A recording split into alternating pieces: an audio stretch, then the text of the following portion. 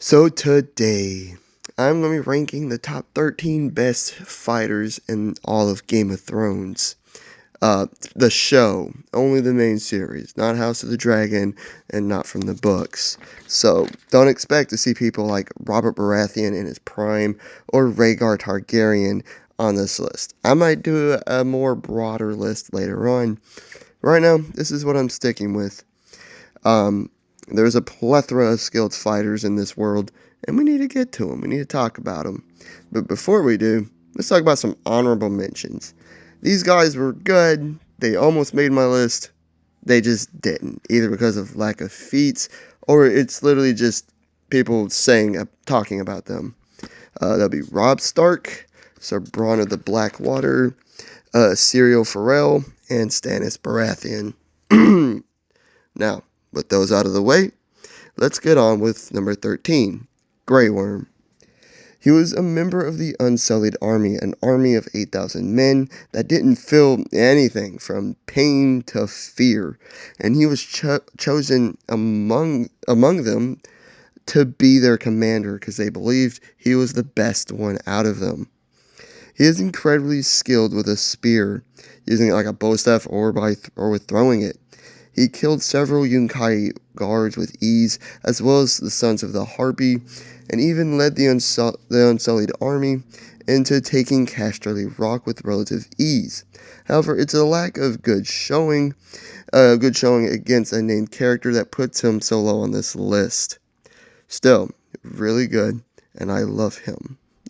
Alright, number 12 is Dario Naharis. I might have mispronounced his last name, but I think I got it right. He was trained as a pit fighter and rose to fame within the fighting pits as he never lost a fight. After gaining his freedom, he chose to fight as a sellsword for the Second Sons. As a lieutenant, he was held with such high regard that he was allowed to be in on the contract negotiations with his two co-captains. He then killed them, took over the Second Sons, and pledged loyalty to Daenerys. He's a very skilled fighter and has been fighting basically all of his life. He bested and killed a Dothraki screamer, a Norvishi priest, and a Westerosi knight, several Yunkai guards, several Sons of the Harpy, and even the champion of Meereen with just ease. Granted, he just threw a knife and killed the horse with it and then killed him, but whatever, you get my point. He also just enjoys fighting and killing, claiming that it's one of two things the gods gave to men as entertainment, with the other one being consensual sex with a woman. That's fair. Number 11, Arya Stark. She was trained in the art of water dancing by Syrio Forel, someone she claimed was the greatest swordsman of all time.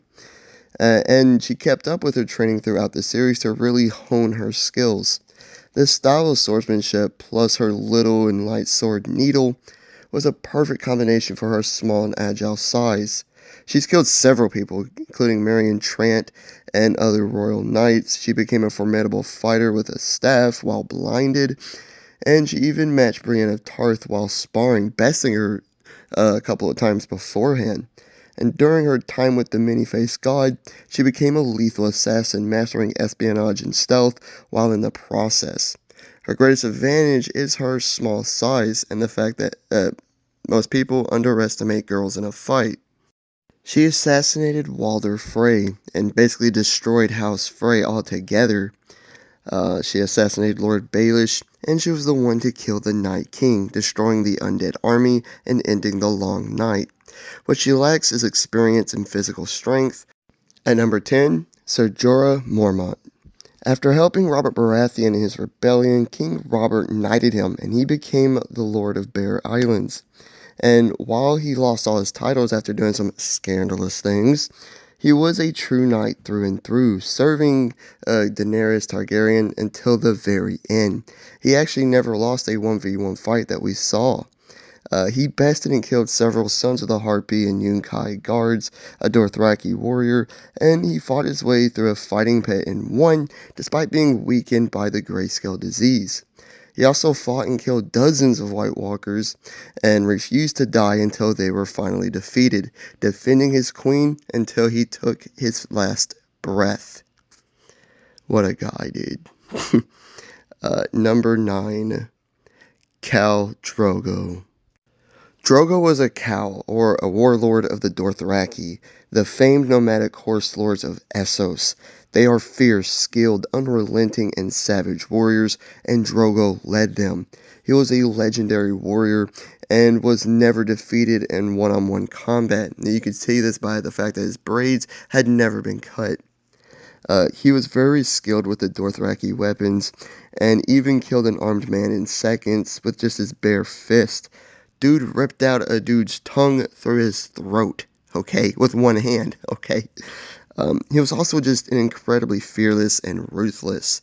And it's a shame we didn't see this guy get to go to Westeros and face someone like the Hound, or the Mountain, or Tormund, or anyone of that sorts. This man could have had great fights with all of them. He's really good. Honestly, the only reason he's not higher is because he doesn't have any feats against a named character. And that's just it. Number 8, Jon Snow. Being raised as a bastard son, Jon Snow constantly felt like he needed to prove himself, so he was trained by Winterfell's armed master in swordsmanship alongside his true-born brother, Robb Stark. He's proved time and time again to be an exceptionally skillful swordsman. He's easily dispatched several wildlings and Bolton's men at once, killed Styr, the Magnar of Thenn, a renowned and feared warrior among the wildlings. Ramsay wasn't confident that he could beat Jon in a fair fight. He's also fought and killed 2 of the Night King's generals, who could only be killed by dragonglass or Valyrian steel, and were superhumanly strong.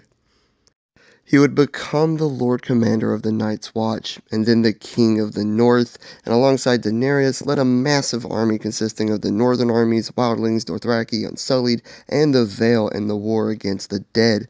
The only thing he's missing is experience of someone like Ned Stark or Jaime Lannister. That's the only thing he's really missing, and it's only a small thing that he's missing, because the dude is very skilled. Number 7, Ned Stark. Eddard Stark, or Ned Stark, served as a general for his close friend Robert Baratheon during his rebellion, and upon winning, became Lord of Winterfell and Warden of the North.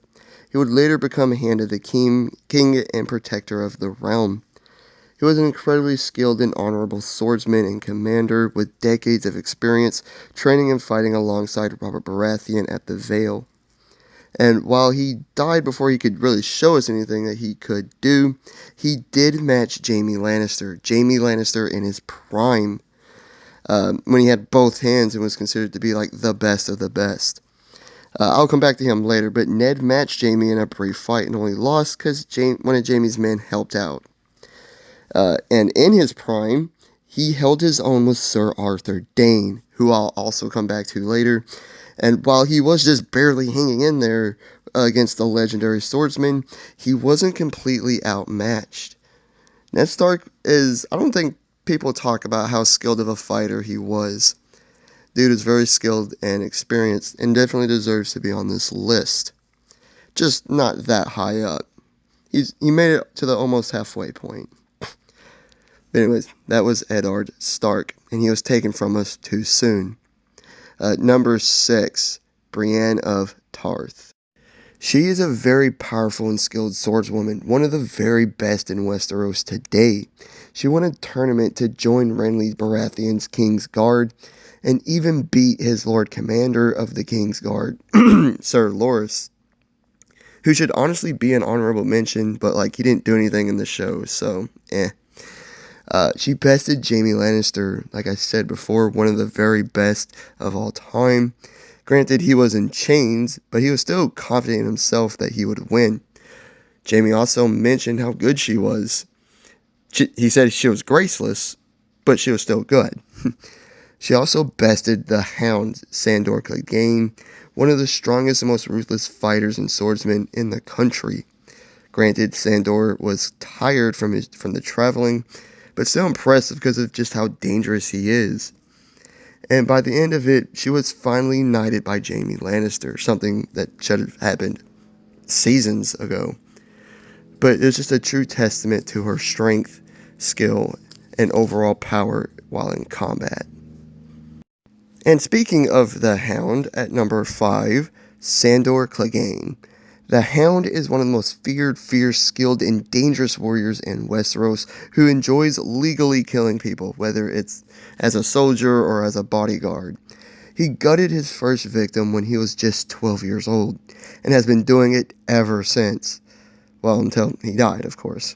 While in battle, he shows absolute no mercy and is known for his brutality. He was King Joffrey's sworn shield and fought in the Battle of Blackwater against Stannis and his forces. He had a great fight with Brienne of Tarth while tired before being bested. He's matched or bested his brother, Gregor Clegane, aka the Mountain, who was larger, stronger, and borderline psychotic, and was probably more feared than Sandor himself. He also bested Lord Beric, who was exploiting Sandor's fear of fire with his fire sword. He also fought alongside the North in the war against the White Walkers during the Long Night.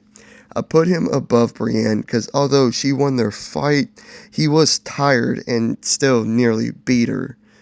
That's why I'm putting him above her. Number 4, Oberyn Martell. Prince Oberyn Martell, also known as the Red Viper, for his knowledge and use of poisons and for his deadly, unpredictable style of combat. He was regarded as one of the best overall warriors in Westeros, being proficient with basically every weapon and not expertising in just one weapon. He was also known for just how deadly he was. When he was just 16, he defeated an older nobleman in a duel and was then exiled to Essos. While there, he fought in the infamous bloody fighting pits in Meereen, meaning he won every fight he was in, as if he didn't, he would be dead. He fought with the Second Sons for a while before starting his own sellsword company. And then, while he was killed by the Mountain in the trial by combat, he would have won if he had just finished the job, as he had Gregor Clegane beaten, possibly the most feared man in Westeros. He technically did beat him, as he did still die, but he died first. He was also confident he could beat him and showed no fear towards the Mountain. And that's another thing. His confidence and arrogance are through the roof. The dude knows he's really good at fighting and killing and shows no fear towards anyone, no matter their name or reputation. His fighting style relied on his speed, agility, charisma to get in people's heads, and his weapons were laced with a slow-acting but basically uncurable poison. Dude knew how to fight very well, and he should have won the trial by combat. He had the Mountain beat. It's a shame that just didn't happen. Number 3, Jaime Lannister. He gained the title of Kingslayer after killing the Mad King, and he served as Lord Commander of the Kingsguard for King Joffrey, Tommen, and Queen Cersei, and also commanded the Lannister army. He was known for his superb and incredible skill with a sword, and stated that there were only 3 people in the 7 kingdoms who could have beaten him. He held the upper hand over Ned Stark, and held his own with Brienne despite having his hands chained together. And even after having his right hand cut off and replaced with a golden replica, he trained hard with Sir Bronn to fight with just his left hand, and while he wasn't the swordsman that he once was, he still easily killed Dothraki warriors, Dorne's knights, and he fought against the Sand Snakes too. The author of the books, George R. Martin, said Jaime was one of the very best swordsmen in the history of the 7 Kingdoms.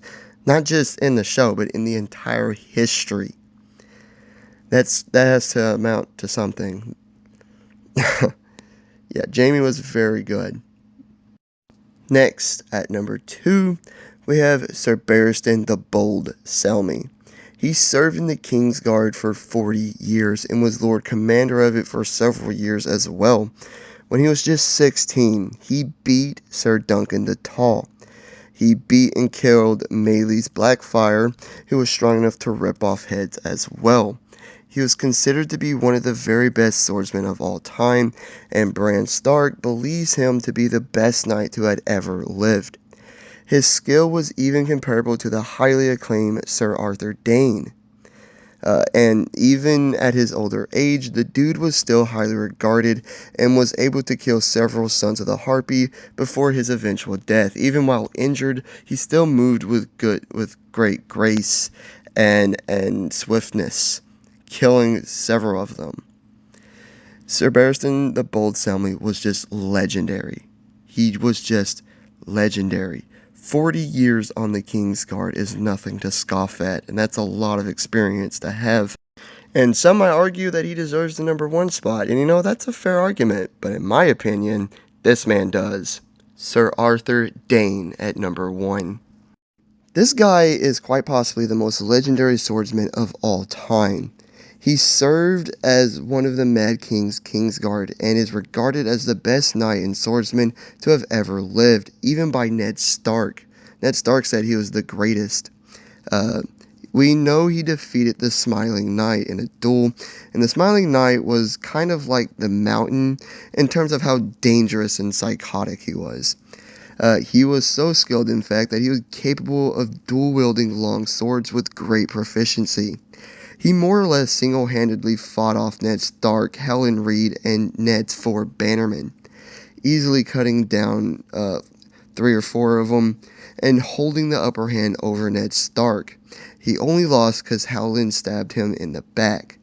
He was known as the Sword of the Morning, and George R. R. Martin said if he was wielding his ancestral sword, Dawn, he was unbeatable in 1v1 combat. That is the main reason as to why I put him above Barristan, because Barristan just has a normal sword. If he was wielding Dawn, he was simply unbeatable. And if he had killed Howland Reed earlier, or if Howland Reed just wasn't fast enough, he would have killed Ned, and then he would have killed Howland anyways. And then a lot of the stuff that happened in the main series wouldn't have happened. He was a legendary swordsman, and in my opinion, deserves the number one spot on my list. And even if I was to just do an overall ranking of the entire lore of Game of Thrones, I still might put him at number one. The dude was, he's legendary. Just legendary. And even the Three-Eyed Raven said that Dane was way more skilled than Ned Stark. Like, it wasn't even close, and I believe that. But anyways, that's my list. Like and subscribe if you did enjoy. Leave a comment of what you thought, and hit the notification bell to be notified of all my future videos and all the great stuff. I truly do appreciate it, and I'll catch you guys on the next one. Have a great day.